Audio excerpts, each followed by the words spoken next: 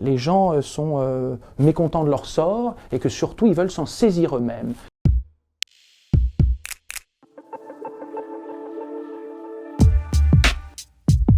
Histoire de Thomas Müntzer. Son père avait été pendu. Il était tombé dans le vide comme un sac de grains. On avait dû le porter la nuit sur l'épaule, puis il était resté silencieux, la bouche pleine de terre.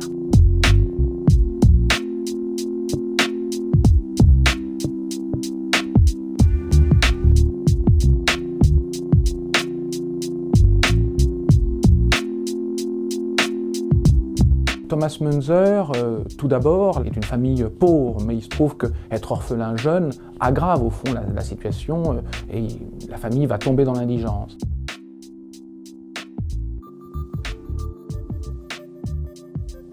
Des petits artisans, des commerçants, des petits bourgeois, des paysans, donc un ensemble hétérogène de gens se sont soulevés donc, en 1524-1525. Et il se trouve qu'aujourd'hui, on assiste de ce point de vue-là à quelque chose de comparable.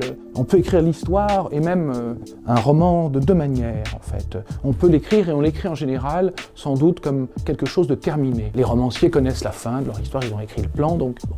Et puis les historiens travaillent sur une période, alors bien sûr, elle s'effrange à la fois dans le passé et dans ce qui lui succède, mais au fond, ce sont des périodes closes. Le sentiment que j'ai eu, au contraire, c'est d'écrire une histoire qui n'est pas terminée. C'est ça, je crois, qui a déterminé la façon même de l'écrire, le style. Écrivant une histoire qui n'est pas terminée, eh bien, en tant que lecteur, vous et moi, en tant que je l'écris, on est fatalement embarqués. Alors, tout avait pris feu. Les chênes, les prés, les rivières, le Gayet et les talus, la terre pauvre, l'église, tout.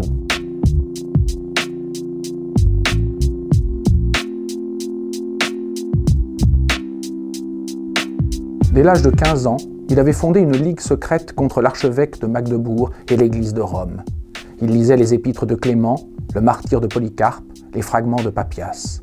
Au fond, l'élément important n'est pas tant de quoi il parle que cet élément de culture. C'est-à-dire, ça signifie au fond que la culture, la lecture, peut être émancipatrice. Dans le cadre même, au fond, d'une culture très encadrée, qui est la culture chrétienne du XVIe siècle, d'une culture, on peut dire, hégémonique, qui a le monopole, au fond, du savoir et de la vérité, eh bien, on peut trouver des ressources en elle, au fond, et contre elle.